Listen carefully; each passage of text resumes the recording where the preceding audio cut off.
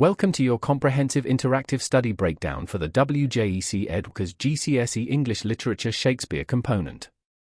This exam section, worth 20% of your total grade, demands a sophisticated blend of close textual analysis, theme exploration, and historical context. The 34-mark question requires you to seamlessly integrate the printed extract with your wider knowledge of the play. Top band responses show a conceptualized approach, exploring alternative interpretations and demonstrating exactly how Shakespeare's methods shape the audience's response.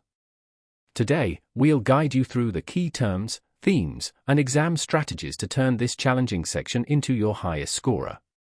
Let's map out the core dramatic terms that examiners love to see. Understanding hamartia, the fatal flaw, is crucial for any tragedy. Peripeteia marks the turning point where fortune reverses. Dramatic irony keeps the audience on edge, while soliloquies reveal a character's psychological depth.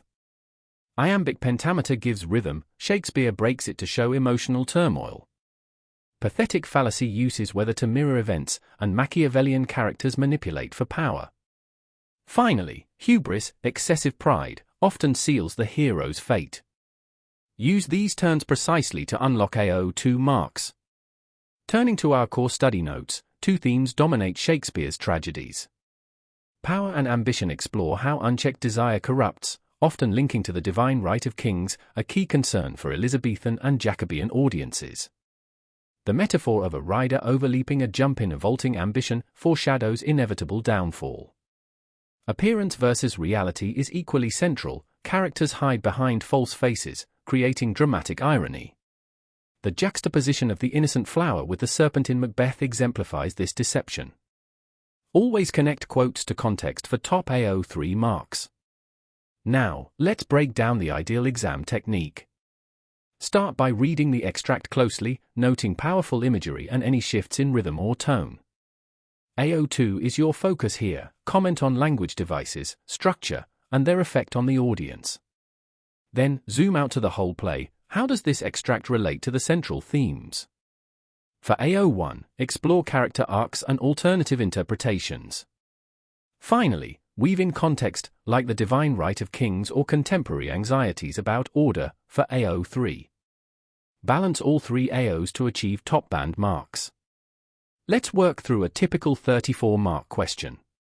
Take Macbeth's vaulting ambition a line.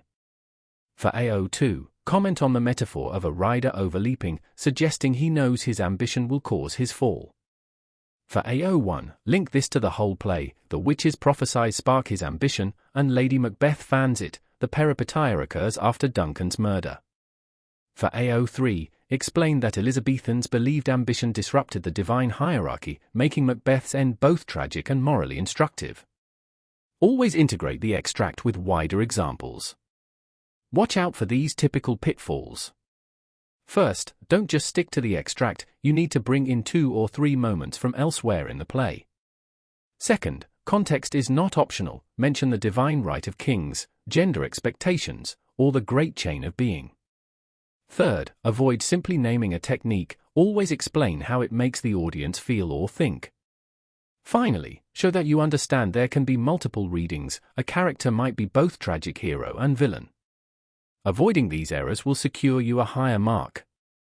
To wrap up, remember, arm yourself with accurate literary terms and use them precisely. Always connect the extract to the play's broader themes and character journeys. Structure your response to integrate AO1, AO2, and AO3 in every paragraph. Don't be afraid to consider multiple interpretations. Showing you can see a character or event from different angles impresses examiners. Finally, weave in historical context to demonstrate deep understanding. With these strategies, you're ready to tackle the Shakespeare section with confidence. Good luck!